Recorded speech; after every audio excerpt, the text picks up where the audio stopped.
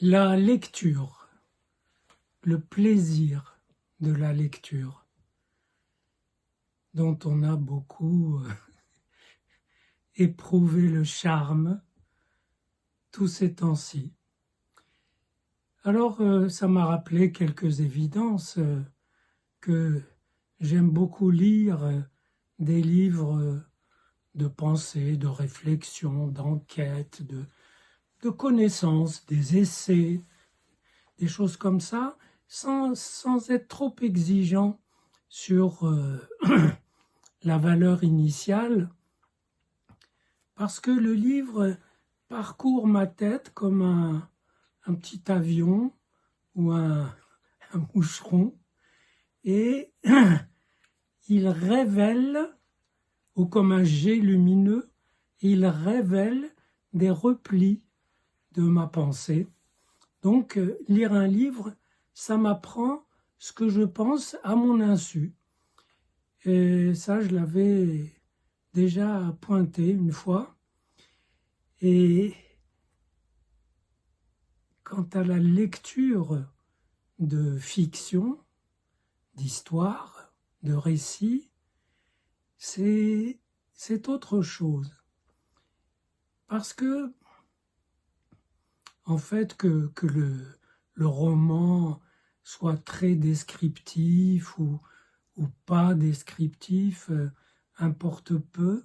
Ce qui se construit peu à peu dans la lecture, c'est un monde où on aime bien aller, où on aime bien retourner le soir, dans l'après-midi, à telle ou telle heure libre. On aime bien y retourner. Ça veut dire qu'on aime quelque chose.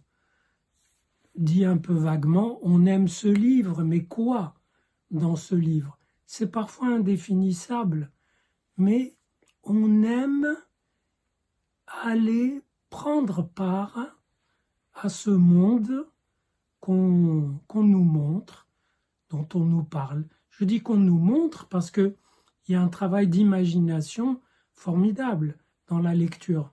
Un travail qui est bloqué au cinéma par l'afflux de l'image. Et l'image obture l'imagination au cinéma et le texte libère l'imagination face au livre. Et donc, il y a évidemment l'imagination, on appelle ça l'identification, mais parfois on ne s'identifie à aucun personnage.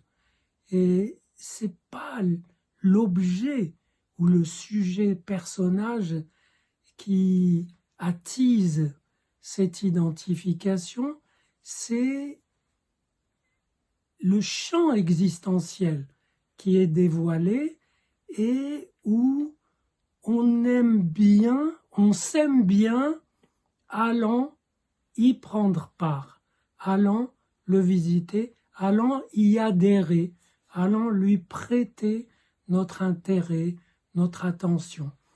Notre intérêt, c'est-à-dire qu'on l'investit. On l'investit, ça veut dire que on aime quelque chose dans ce lien. On aime avoir un petit monde où aller qui est autre que le monde où nous nous trouvons. Et je me rappelle, quand j'étais gosse, c'était les illustrés qui m'excitaient beaucoup vers 6-7 ans.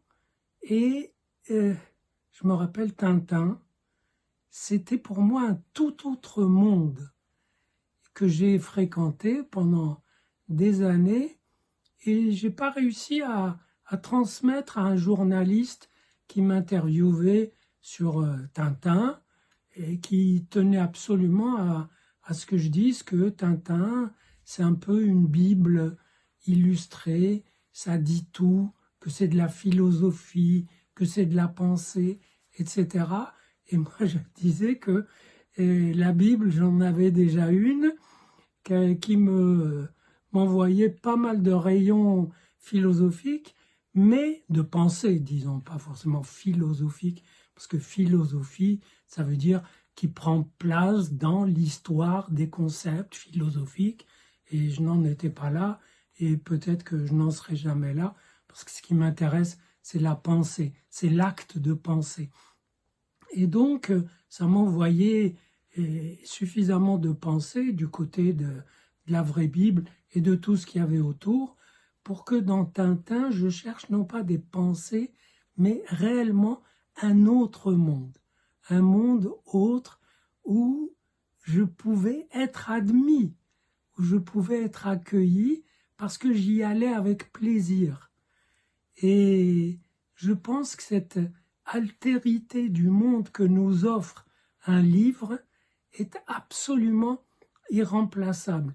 Le cinéma la remplace à sa façon, mais avec de telles facilités que on oublie, on zappe cette impression d'arriver dans un monde inconnu et qui nous est de plus en plus connu et où on est heureux, non pas parce que ce qu'il raconte est bien, ça peut être bien, mais parce que d'y être et d'exister avec cet autre est bon. Et ne nous pose pas trop de problèmes. Quand ça en pose, c'est plutôt passionnant. Et là, ça rejoint ce que je disais sur la lecture des essais, qui nous révèle ce que nous pensons en réveillant derrière les pensées qui sont évoquées, des pensées non évoquées.